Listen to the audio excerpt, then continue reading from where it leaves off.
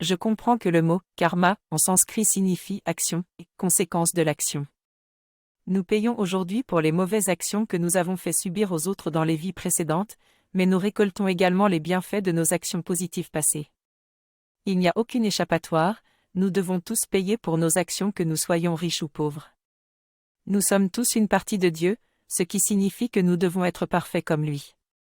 Si notre ego fait des erreurs, nous devrons les réparer dans une vie future. Nous créons du karma en accomplissant une action avec la volonté et la satisfaction d'avoir accompli cette action.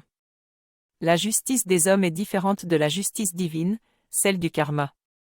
Ainsi, si nous commettons un meurtre en France, nous risquons 20 ans de prison, alors que le karma peut nous faire payer pour cette action pendant plusieurs vies.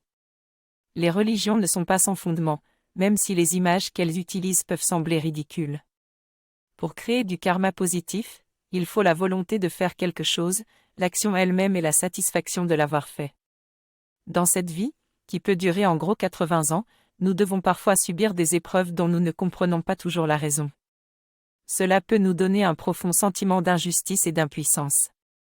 Cependant, notre divinité sait clairement pourquoi nous subissons ces épreuves et nous devons nous affranchir du karma pour pouvoir avancer. Si nous ne décidons pas consciemment de nous affranchir, nous devrons subir des épreuves pénibles dans des dizaines voire des centaines de vies terrestres. Cependant, nous pouvons accélérer l'effacement de notre karma en demandant pardon pour nos erreurs et en apportant le pardon à autrui. En agissant ainsi, nous pouvons réduire notre karma négatif et créer du karma positif pour une vie future. Par exemple, si un médecin offre une étincelle d'espoir à ses patients, il nettoie un morceau de son propre karma négatif et annule une louche de karma négatif chez le patient. Donner aux autres sincèrement peut aussi annuler une partie de notre karma négatif et créer du karma positif. Le karma est la façon dont nous nous infligeons nos propres épreuves et nous devons en être conscients pour pouvoir avancer et créer une vie meilleure. L'auteur explique comment il a réalisé que les mensonges qu'il a pu porter dans sa vie passée l'ont probablement fait passer pour un fief et menteur. Il nous conseille de ne pas faire de mal à notre prochain et de toujours chercher à dire du bien de lui. Il rappelle que cette règle de conduite s'applique à toute la création, pas seulement aux humains.